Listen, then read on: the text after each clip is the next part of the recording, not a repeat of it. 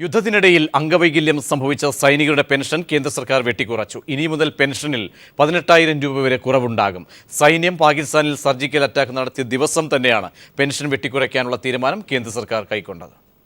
September 28-ാം തീയതി Indian സൈനികർ പാക് മണ്ണിൽ സർജിക്കൽ അറ്റാക്ക് നടത്തുമ്പോൾ സൈനികരുടെ വികലാംഗ പെൻഷൻ വെട്ടിക്കുറയ്ക്കാനുള്ള തീരുമാനമെടുക്കുകയായിരുന്നു കേന്ദ്ര സർക്കാർ. 2 ദിവസത്തിനു ശേഷം ഉത്തരവ് പുറത്തിറക്കി. സെപ്റ്റംബർ 30-ാം തീയതി പുറത്തിറങ്ങിയ ഉത്തരവ് പ്രതിരോധ മന്ത്രാലയത്തിന്റെ വെബ്സൈറ്റിൽ പ്രാധാന്യത്തോടെ പ്രസിദ്ധീകരിച്ചിട്ടുണ്ട്. ജോലിക്കിടെ അപകടം സംഭവിച്ച അംഗവൈകല്യം വന്ന സർവീസിൽ നിന്ന് പിരിയേണ്ടി വന്ന സൈനികരുടെ പെൻഷനാണ് വെട്ടിക്കുറച്ചത്. 7ാം ശമ്പള കമ്മീഷന്റെ നിർദ്ദേശങ്ങൾ പരിഗണിച്ച് പെൻഷൻ ഇനി മുതൽ സ്ലാബ് രീതിയിലേക്ക് മാറും. അവസാന ശമ്പളം പെൻഷനായി നൽകുന്നത് അവസാനിപ്പിച്ചു. ഇതുപ്രകാരം സാധാരണ സൈനികർക്ക് വികലാംഗ പെൻഷനായി പ്രതിമാസം 45,200 രൂപ നൽകിയിരുന്നത് ഇനി മുതൽ 27,200 രൂപ മാത്രമായിരിക്കും. 18,000 രൂപയാണ് കുറച്ചത്. സർജിക്കൽ സ്ട്രൈക്ക് പോലുള്ള സൈനിക നീക്കങ്ങൾക്ക് നേതൃത്വം നൽകുന്നത് മേജർ റാങ്കിലുള്ളവരാണ്. ഈ റാങ്കിലുള്ള 10 വർഷം പൂർത്തിയാക്കിയവരുടെ പെൻഷനും 70,000 രൂപ ഒറ്റയടിക്ക് കുറച്ചു. ഓഫീസർ റാങ്കിലുള്ളവർക്ക് 27,000 രൂപയും ജൂനിയർ കമ്മീഷൻഡ് ഓഫീസർമാർക്ക് 17,000 രൂപയും മറ്റു റാങ്കിലുള്ളവർക്ക് 12,000 രൂപയുമാണ് പുതിയ പ്രതിമാസ പെൻഷൻ സ്ലാബ്. 2016 ജനുവരി 1 മുതൽ മുൻകാല പ്രാബല്യത്തോടെയാണ് സൈനികർക്കെതിരെയുള്ള ഈ ക്രൂരതയ്ക്ക് കേന്ദ്ര സർക്കാർ തുടക്കമിട്ടിരിക്കുന്നതും. അംഗവൈകല്യം സംഭവിക്കുന്ന പല സൈനികരും യുവാക്കളാണ്. മറ്റൊരു തൊഴിൽ പോലും ഇവർക്ക് ലഭിക്കില്ല. ഇവർക്കും കുടുംബത്തിനും ആകെയുള്ള ആശ്രയം പെൻഷൻ മാത്രമായിരിക്കും. അതിലാണ് കേന്ദ്ര സർക്കാർ കൈവച്ചത്.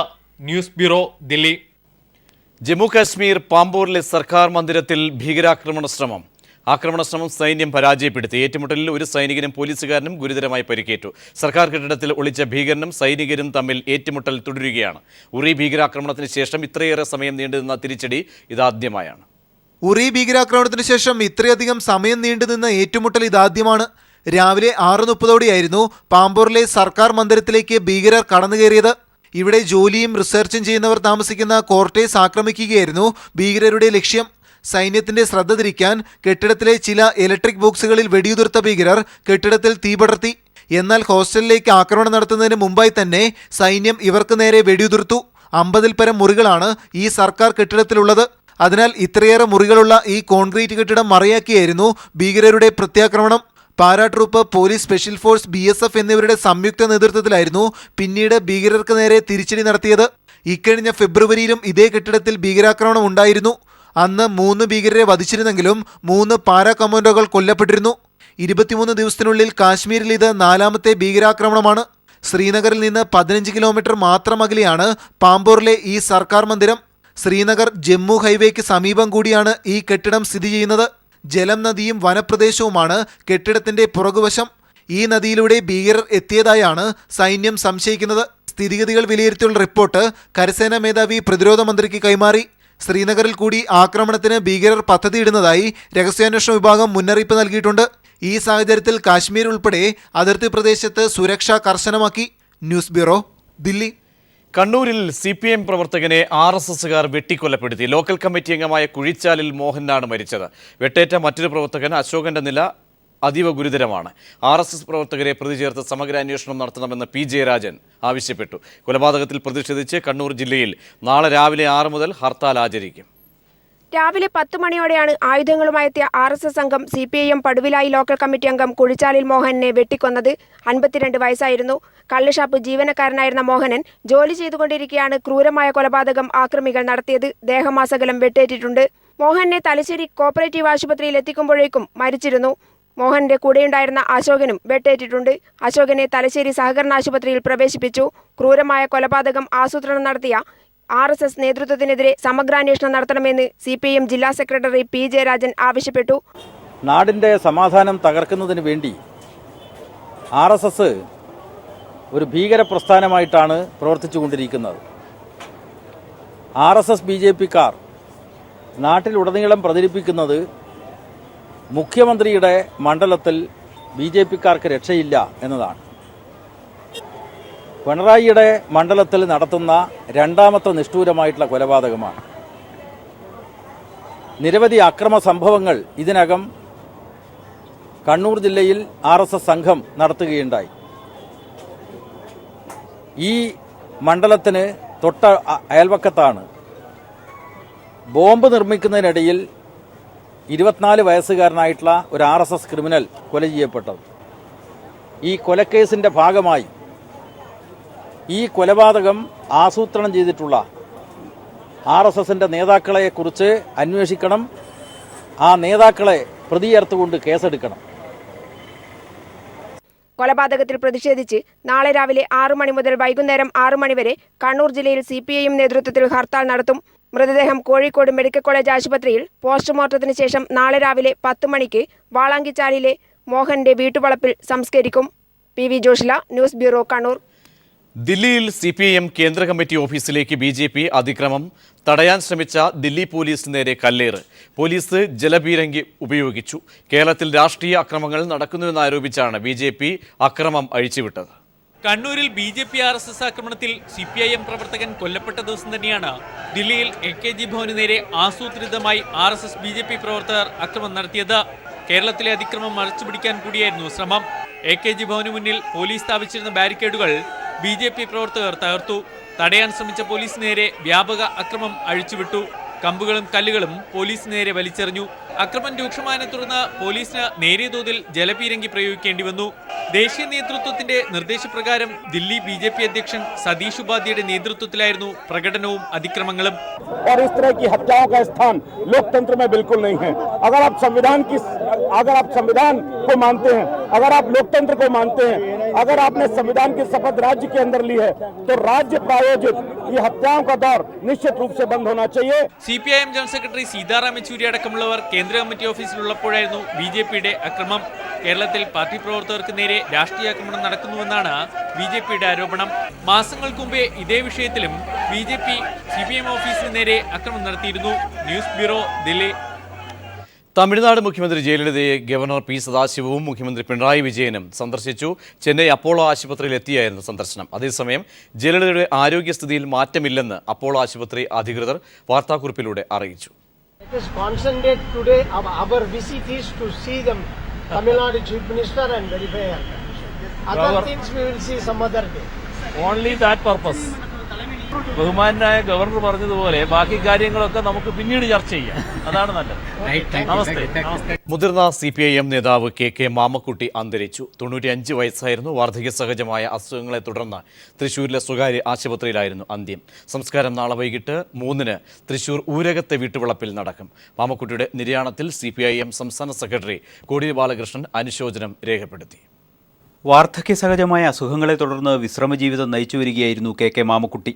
ആരോഗ്യനില മോശമായതിനെ തുടർന്ന് കഴിഞ്ഞ ദിവസമാണ് ആശുപത്രിയിൽ പ്രവേശിപ്പിച്ചത്. ഇന്ന് പുലർച്ചെയായിരുന്നു അന്ത്യം. തൃശ്ശൂർ ജില്ലയിലും മധ്യകേരളത്തിലാകെയും കമ്മ്യൂണിസ്റ്റ് പ്രസ്ഥാനം കെട്ടിപ്പടുക്കുന്നതിൽ നിർണായക പങ്കുവഹിച്ച നേതാവായിരുന്നു മാമക്കുട്ടി. 1953 അവിഭക്ത കമ്മ്യൂണിസ്റ്റ് പാർട്ടിയിൽ അംഗമായാണ് പൊതുപ്രവർത്തന രംഗത്തെത്തുന്നത്. 58 ജില്ലാ കൗൺസിൽ അംഗമായി. 64 ജില്ലാ കൗൺസിലിൽ നിന്നും രാജിവെച്ച് CPIM കെട്ടിപ്പടുക്കുന്നതിന് മുന്നിൽ നിന്ന് പ്രവർത്തിച്ചു. അന്ന് തൃശ്ശൂർ ജില്ലാ കൗൺസിലിൽ നിന്നും ഇറങ്ങിവന്ന 5 നേതാക്കളിൽ ഒരാളായിരുന്നു മാമക്കുട്ടി. 35 വർഷക്കാലം CPIMൻ്റെ തൃശ്ശൂർ ജില്ലാ സെക്രട്ടറിയായും 40 വർഷത്തിലധികം കാലം സംസ്ഥാന സമിതി അംഗമായും പ്രവർത്തിച്ച് സാംസ്കാരിക തലസ്ഥാനത്ത് തൊഴിലാളിവർഗ പ്രസ്ഥാനത്തെ മുന്നിൽ നിന്ന് നയിച്ചു. പാർലമെന്ററി രംഗത്തോടും അധികാരത്തോടും എന്നും അകന്നുനിന്നു മാമക്കുട്ടി. സംഘടനാ രംഗത്താണ് മുഴുവൻ കാലവും അദ്ദേഹം പ്രവർത്തിച്ചത്. പുതിയ തലമുറയിലെ പാർട്ടി നേതാക്കൾക്കും പ്രവർത്തകർക്കും എക്കാലത്തെയും ഊർജ്ജമാണ് മാമക്കുട്ടിയുടെ ഓർമ്മകളെന്ന് നേതാക്കൾ അനുസ്മരിച്ചു. കമ്മ്യൂണിസ്റ്റ് പാർട്ടി ഓഫ് ഇന്ത്യ മാർക്സിസ്റ്റിനെ തൃശ്ശൂർ ജില്ലയിൽ ഏറ്റവും വലിയ പ്രസ്ഥാനമാക്കി മാറ്റുന്നതിൽ ഏറ്റവും വലിയ സംഭാവന നൽകിയ വലിയ നേതാവായിരുന്നു സഖാവ് മാമക്കുട്ടി.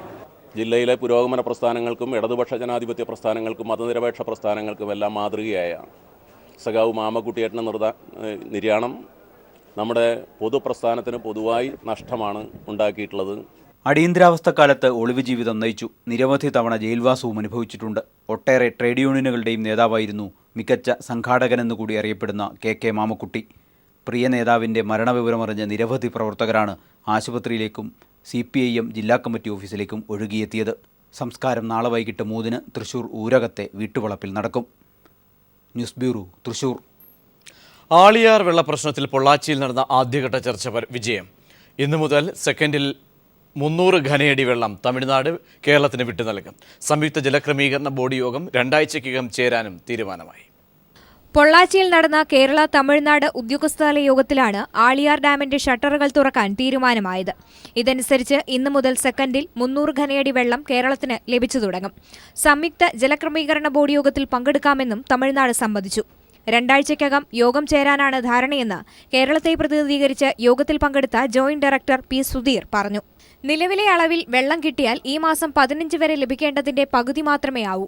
സംസ്ഥാന സർക്കാർ സമ്മർദ്ദത്തെ തുടർന്നാണ് ഇന്നത്തെ ചർച്ചയ്ക്ക് തമിഴ്നാട് തയ്യാറായത്. തമിഴ്നാടിനെ പ്രതിനിധീകരിച്ച് Parambikulam Aliyar project superintendent R ഇളകേശിന്റെ നേതൃത്വത്തിലുള്ള സംഘം യോഗത്തിൽ പങ്കെടുത്തു. വെള്ളിയാഴ്ച വൈകിട്ടാണ് ആളിയാർ ഡാമിൽ നിന്ന് കേരളത്തിന് നൽകിക്കൊണ്ടിരുന്ന വെള്ളം തമിഴ്നാട് നിർത്തിവെച്ചത്. News bureau, Palakkad. നിയമന വിവാദത്തിൽ മന്ത്രി ഇ പി ജയരാജൻ രാജിവെക്കണമെന്ന് പ്രതിപക്ഷ നേതാവ് രമേശ് ചെന്നിത്തല. രാജിവെക്കാതിരിക്കുന്നത് അധാർമികമെന്നും ചെന്നിത്തല പറഞ്ഞു. ഇക്കാര്യങ്ങൾ മുഖ്യമന്ത്രി അറിഞ്ഞില്ല എന്ന് പറയുന്നത് അംഗീകരിക്കാനാകില്ലെന്നും ചെന്നിത്തല വ്യക്തമാക്കി. അപ്പോൾ ഇതൊരു നഗ്നമായ അഴിമതിയാണ്. ഈ അഴിമതി പാർട്ടി യോഗത്തിൽ ചർച്ച ചെയ്താൽ അവസാനിക്കുന്ന ഒന്നല്ല. ജയരാജൻ മന്ത്രിസ്ഥാനത്ത് തുടരുന്നത് അധാർമികമാണ്. ആ കാര്യത്തിൽ അവർ തീരുമാനിക്കണം, അല്ലെങ്കിൽ ജനങ്ങൾ ആ കാര്യം ഏറ്റെടുക്കേണ്ടി വരും എന്ന് മുന്നറിയിപ്പ് നൽകാൻ ഞാൻ ഈ അവസരം വിനിയോഗിക്കും. People TV follow up. Kerala സർവകലാശാലയിൽ എത്തിക്കൽ കമ്മിറ്റിയുടെ ക്ലിയറൻസ് ലഭിക്കാത്തത് മൂലം 30ഓളം ഗവേഷക വിദ്യാർത്ഥികളുടെ ഭാവി അനിശ്ചിതാവസ്ഥയിൽ. എത്തിക്കൽ കമ്മിറ്റി സമയത്ത് കൂടാത്തത് മൂലം വിദ്യാർത്ഥികളുടെ രജിസ്ട്രേഷൻ മുടങ്ങിയിട്ട് 2 വർഷം കഴിഞ്ഞു. കേരള സർവകലാശാല വൈസ് ചാൻസലർ PK രാധാകൃഷ്ണന്റെ പ്രതികാര നടപടി മൂലം റാങ്ക് ജേതാവായ യുവാവിൻ്റെ ഭാവിയും തുലാസിൽ. സസ്പെൻഡ് ചെയ്ത റാങ്ക് ജേതാവിന് ഫെലോഷിപ്പിൽ ഇടങ്കോലിട്ട് വൈസ് ചാൻസലറുടെ കത്ത്. ഇത് നജീബ്, MSc റാങ്ക് ജേതാവാണ് ഇയാൾ. കേരള സർവകലാശാലയുടെ കീഴിൽ മുടികൊഴിച്ചിലിനെ പറ്റി ഗവേഷണം ചെയ്യാനാണ് 10 മാസങ്ങൾക്ക് മുമ്പ് കേരള സർവകലാശാലയിൽ ഉപരിപഠനത്തിനായി ചേർന്നത്. ഗവേഷക വിഷയം ഡോക്ടറൽ കമ്മിറ്റി അംഗീകരിച്ചിട്ട് മാസങ്ങൾ കഴിഞ്ഞു. ഇനി ആവശ്യം ഫെലോഷിപ്പാണ്. എന്നാൽ മനുഷ്യ സംബന്ധിയായ വിഷയത്തെപ്പറ്റിയുള്ള പഠനമായതിനാൽ സർവകലാശാല നിയോഗിച്ച എത്തിക്കൽ കമ്മിറ്റിയുടെ ക്ലിയറൻസ് ലഭിക്കേണ്ടതുണ്ട്. കഴിഞ്ഞ 2 വർഷമായി എത്തിക്കൽ കമ്മിറ്റി സമയത്ത് ചേരാത്തത് മൂലം വിദ്യാർത്ഥികളുടെ രജിസ്ട്രേഷൻ മുടങ്ങിക്കിടക്കുകയാണ്. 4 മാസത്തിനുള്ളിൽ ഫെലോഷിപ്പ് ലഭിച്ചില്ലെങ്കിൽ പഠനം നിർത്തുക മാത്രമാണ് നജീബിന് മുന്നിലുള്ള പോംവഴി. ഈ വിഷയം ചൂണ്ടിക്കാട്ടി സർവകലാശാലയുടെ തിണ്ണ നിരങ്ങാൻ തുടങ്ങിയിട്ട് മാസങ്ങളായി. നടന്നു മടുത്തപ്പോൾ വൈസ് ചാൻസലറെ കണ്ട് അവലാതി ബോധിപ്പിക്കാൻ ശ്രമിച്ചു എന്ന ഏക അപരാധം മാത്രമാണ് നജീബ് ചെയ്തത്. VCയുടെ മുറിയിൽ അതിക്രമിച്ച് കയറി എന്ന കാരണം ചൂണ്ടിക്കാട്ടി സസ്പെൻഷനിലാണിപ്പോൾ നജീബ്. ഇവിടം കൊണ്ട് തീർന്നില്ല കാര്യങ്ങൾ. നജീബിന് ഫെലോഷിപ്പ് കൊടുക്കേണ്ട സ്ഥാപനമായ ശാസ്ത്ര സാങ്കേതിക പരിസ്ഥിതി കൗൺസിലിന് വൈസ് ചാൻസലർ കത്തെഴുതിയിരിക്കുകയാണ്. സസ്പെൻഷനിലായി വിദ്യാർത്ഥിക്ക് ഫെലോഷിപ്പ് കൊടുക്കേണ്ടതുണ്ടോ എന്നാണ് VCയുടെ ചോദ്യം. എനിക്കിപ്പോൾ ഞാൻ കാണാൻ പോയതിനു ശേഷം VCയോട് മോശമായി പെരുമാറി എന്നുള്ളതിൻ്റെ പേര് ഞങ്ങൾക്ക് സസ്പെൻഷൻ കിട്ടി. പിറ്റേന്ന് VC ചെയ്തത് സ്റ്റെക്കിൻ്റെ ഓഫീസിലേക്ക് ലെറ്റർ അയക്കുകയാണ് ചെയ്യുന്നത്. സ്റ്റെക്കിൻ്റെ ഓഫീസിലേക്ക് ഈ വിദ്യാർത്ഥിക്ക് ഈ ഫെലോഷിപ്പ് കൊടുക്കാൻ എത്രത്തോളം ഈ വിദ്യാർത്ഥിയുടെ സ്വഭാവ ദൂഷ്യങ്ങളൊക്കെ ഒന്ന് പരിശോധിക്കണം, ഇത്തരം കേസുകൾ, ക്രിമിനൽ കേസുകൾ പ്രതിയായിട്ടുള്ള വിദ്യാർത്ഥിയാണ് എന്ന് പറഞ്ഞ് എൻ്റെ പേരിൽ സ്റ്റെക്കിലേക്ക് ഇദ്ദേഹത്തിന് ഫെലോഷിപ്പ് കൊടുക്കണമെന്ന് പറഞ്ഞ് സ്റ്റെക്കിലേക്ക് ഒരു ലെറ്റർ അയച്ചിരിക്കുകയാണ് വൈസ് ചാൻസലർ. സൈക്കോളജി വിദ്യാർത്ഥികളുടെ അടക്കം 30 പേരുടെ ഉപരിപഠനത്തിന് മുകളിൽ കരിനിഴൽ വീണിട്ടും സർവകലാശാല അധികാരികൾ അറിഞ്ഞ മട്ടേയില്ല. വയനാട് സ്വദേശിയായ MK ശരത് ബാബു എന്ന ആദിവാസി വിദ്യാർത്ഥി പഠിക്കാൻ പണമില്ലാത്തതിനാൽ ഇപ്പോൾ കൂലിപ്പണിക്ക് പോവുകയാണ്. 5 വർഷത്തിനുള്ളിൽ ഗവേഷണം പൂർത്തീകരിച്ചില്ലെങ്കിൽ 1,70,000 രൂപ തിരിച്ചടയ്ക്കണം. തങ്ങളുടേതല്ലാത്ത കാരണത്തിൽ ഗവേഷണം അവതാളത്തിലായ വിദ്യാർത്ഥികൾ അവരുടെ ഭാവിയോർത്ത് കടുത്ത ആശങ്കയിലാണ്. S. ജീവൻകുമാർ, തിരുവനന്തപുരം.